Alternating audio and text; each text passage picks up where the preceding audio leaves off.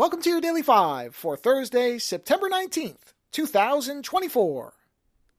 If you pay even the slightest attention to technology news, or even episodes of this show, you have probably heard the term AI coming up far more than anybody wants to hear it coming up because it's just everywhere.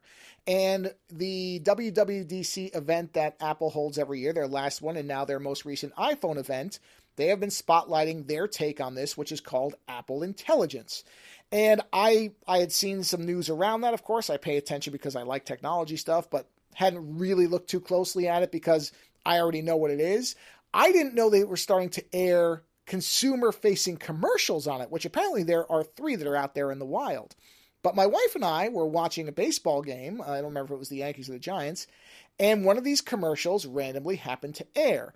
The one that is titled, and I'll link to it, of course, More Personal Siri. Although there's a great irony in that being the title of the ad when you actually think about what the ad is advertising.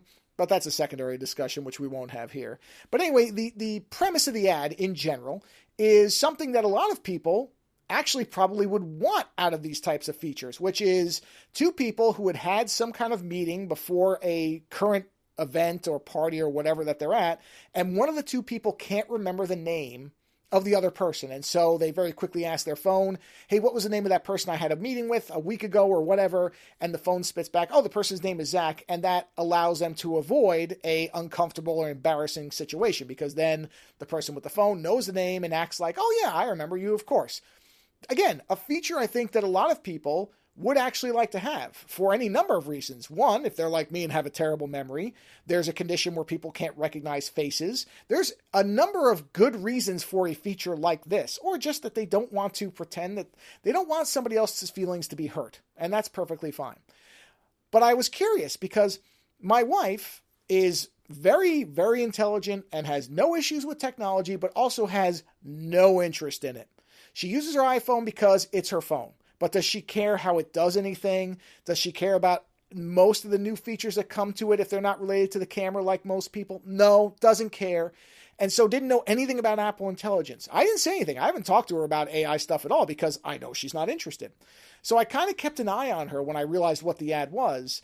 And her reaction to it was, well, negative is probably the easiest way to put it. She made a not happy face about it and said, what is that? Why is the iPhone now going to be keeping an eye on what I'm doing? And then I explained, I said, well, I don't think it's actually keeping an eye on what you're doing. And then I told her about Windows Recall, and boy, the face she made at that made the other face seem like it was kind and happy. But anyway, I explained, I think what this is doing is the query that was used was specific to a meeting.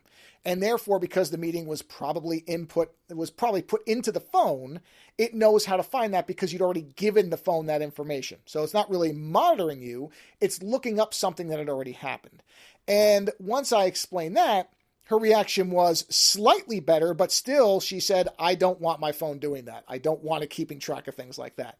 And she said something along the lines of, I thought Apple was all about privacy. And so again, I explained, no, it's still going to be private. It's not going to leave the phone. Like I went through the basics of it, not too technical detail, but just that reaction based on a first impression from an ad with her having no knowledge of anything tells me the challenge these companies, not just Apple, but all the companies trying to roll this stuff out are going to have with ordinary consumers. Because I wouldn't say my wife doesn't like AI, but she is suspicious of it. And most of the people I know, real people who are not into technology, do not have a immediately favorable reaction to AI because they equate it with surveillance.